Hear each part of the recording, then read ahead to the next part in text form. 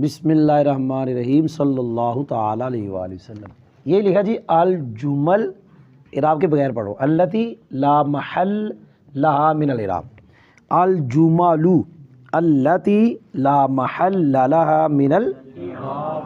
بھئی وہ جملے جن کا محلی اعراب نہیں ہے وہ پڑھانے لگا. کئی جملے ایسے ہیں جن کا محلی اعراب ہے اور کئی ایسے ہیں جن کا نہیں ہے. میں وہ پڑھانے لگا جن کا لا محل لہا، جن کا محلی اعراب نہیں ہے. نمبر 1 جملہ ابتدائیہ. جملہ یہ ہوگا جو کلام کے یعنی جہاں سے آغاز ہو رہا ہے، کوئی بھی جملہ آغاز جہاں سے ہو رہا ہے. انا اعطیناک الکوثر یہ جملہ ہے. الحمدللہ یہ جملہ ہے. اس جملے کا محلی اعراب نہیں ہے، جملے کا. جی آگے جا رہا ہوں. نمبر 2 جملہ استینافیہ. اب یہ دیکھنا فرق ہو جائے گا کیونکہ میں نے جملہ ابتدائیہ اور پڑھایا، اب استینافیہ نام لیا اس کا، یہ اور ہو جائے گا. جملہ استینافیہ وہ جملہ ہے جو کلام کے درمیان میں آئے لیکن ما قبل کے ساتھ اعرابی تعلق نہ ہو.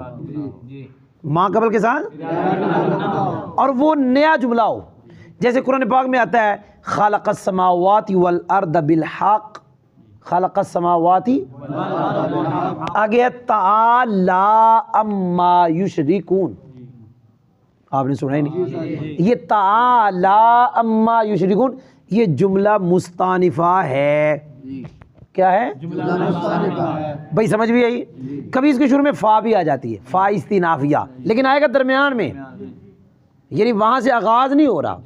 اس کی مثال بھی قرآن پاک میں ہے فلما آتاہما صالحا جعل لہ شرکاء فیما آتاہما فتعالی اللہ عما یشرکون. آپ نے بھائی سنا نہیں، دوبارہ پڑھ رہا ہوں، 2 جملے پڑھے. نمبر 1 ابتدائیہ جہاں سے آغاز ہو رہا ہے. نمبر 2 استینافیہ جو آیا درمیان میں ہے، ما قبل کے ساتھ اعرابی تعلق کوئی نہیں لیکن وہاں سے نیا جملہ ہے. نمبر 3 جملہ تعلیلیہ. کیا؟ جملہ تعلیلیہ. اس کا بھی محلی اعراب نہیں ہوتا، پاویں جتنے بھی آئے وہ جہاں مرضی ہے. تعلیلیہ کا جیسے میں نے کئی مرتبہ کہا کہ جہاں لفظ خلاف آئے آگے فائنہ اکثر آتا ہے، وہ فائنہ میں فا تعلیلیہ ہوتی، آپ نے سنا نہیں. اور اسی طرح مثال کے بعد فا آئے تو فا تعلیلیہ ہوتی ہے. تو وہ جملہ تعلیلیہ ہے، تعلیلیہ کا اعراب یہ نہ سنے ہی نہ. قرآن پاک سے مثال ہے وصلی علیہم. کیا؟ آگے ان صلاتک سکن لہم. یہ ان جملہ تعلیلیہ ہے، اس کا محلی اعراب نہیں ہے. بھائی 3 جملے ہو گئے. نمبر 1 ابتدائیہ، نمبر 2 استینافیہ. اب پڑھنے لگے اعتراضیہ، اور جس کو جملہ معترضہ کہتے ہیں. کیا کہتے ہیں؟ بھئی یہ وہاں آتا ہے جہاں 2 چیزیں ایک دوسرے کو لازم ملزوم ہے، درمیان میں آ گیا. مستانفہ اور پڑھایا میں نے، ابتدائیہ اور پڑھایا، تعلیلیہ اور. اب ہے معترضہ، یہ ان 2 کے درمیان میں آئے گا جو ایک دوسرے کو لازم ملزوم ہے، درمیان میں یہ آیا. اور اس کا کوئی مقصد ہوتا ہے، کوئی تقویت دینا، کلام کی خوبصورتی. مثال کے طور پہ مبتدا ہے، یہ خبر ہے، درمیان میں جملہ آ گیا. یا 2 جملے ہیں جن کا آپس میں تعلق ہے، درمیان میں کوئی آ گیا.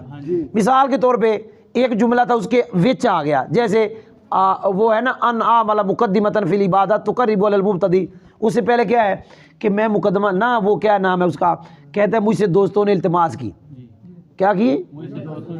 وہ دوستوں نے مجھ سے ان عمل مقدمۃ فی العبادۃ. اس سے پہلے کیا آتا ہے؟ مجھ سے دوستوں نے استعمال. آگے آتا ہے عاملنا اللہ و ایاہم بلطف الخفی. یہ عاملنا جملہ معترض ہے کیونکہ التمس منی بعض الاخلاء.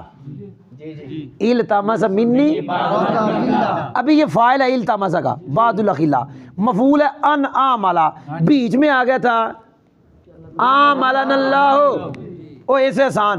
شرح بیت میں آتا ہے اعلم ان العوامل فی النحو علامہ الف الشیخ الامام افضل العلماء الانام عبد القاہر بن عبد الرحمن جرجانی مئات عامل. اگے سی وچ سک اللہ سرا، سک اللہ سرا وجعل الجنۃ.